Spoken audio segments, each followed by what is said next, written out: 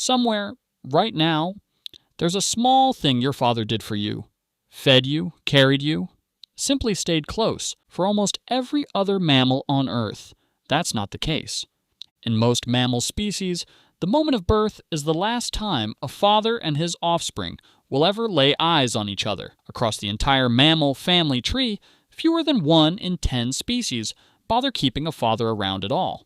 So why did humans end up as strange exceptions? The answer runs through a war between 2 competing mating strategies: the possibility that your own father had unusually small testes, and a hidden test nature was quietly running on every relationship long before anyone called it trust. Let's look at what almost every other animal does instead. Among our closest living relatives, chimpanzees and bonobos, paternal involvement is essentially absent. Females mate with multiple males during the same fertile window, which means a male chimp has no reliable way of knowing which offspring, if any, are his. Evolution runs on a brutally simple calculation. Investing time and energy in a child that might belong to a rival male is a losing bet every time. This isn't a quirk of primates specifically. Across mammals broadly, paternal care has been documented in less than 10% of all species. The default setting for a male mammal is to compete for as many mating opportunities as possible, not to stick around and help raise any single offspring. For that math to flip, for sticking around to actually become the smarter bet, a male needs one thing his ancestors mostly didn't have: real confidence that the child is his. Which raises the obvious question: how did humans get that confidence when our closest relatives never did? One leading theory starts with something strange about human female biology: concealed ovulation. Unlike most mammals, a woman's fertile window isn't visibly signaled. A male can't simply watch for outward cues and time his investment accordingly.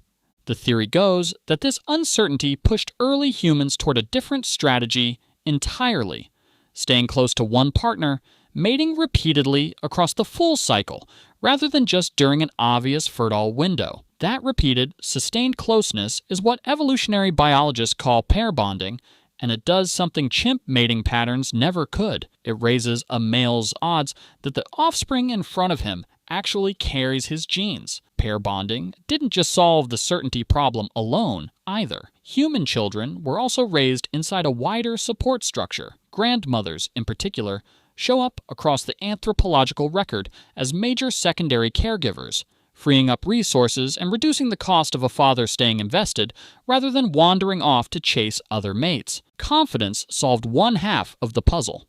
But confidence alone doesn't explain why a man's body would actually shift to support it. For that, the evidence gets stranger and considerably more physical. Researchers studying human fathers found something nobody expected sitting in basic anatomy. Men with smaller testes tend to be more involved in caring for their children.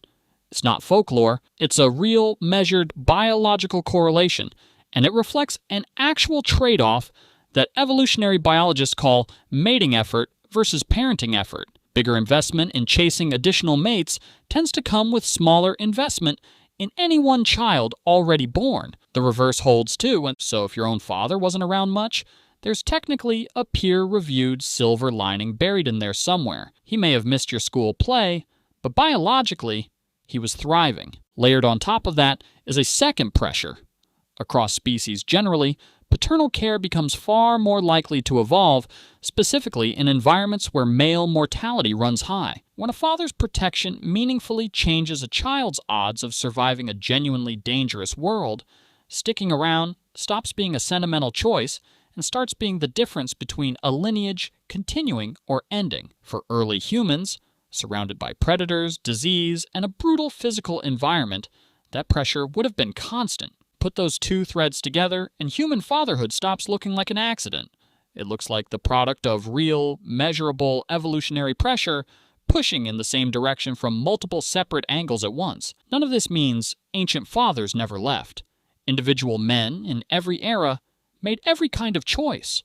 But the overall pattern, the one written into pair bonding, into testicular size, into the conditions that favor paternal care evolving at all, points firmly away from abandonment as the default and firmly toward investment as the evolved norm. It's not that ancient fathers stuck around because the alternative never crossed their minds.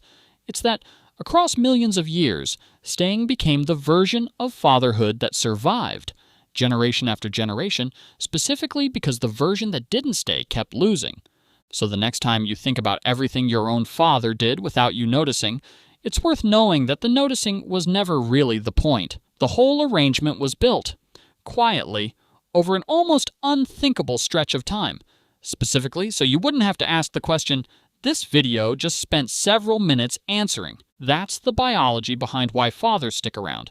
The next video in this series looks at something almost nobody expects from ancient social life. Most human groups actively refuse to let anyone become a leader.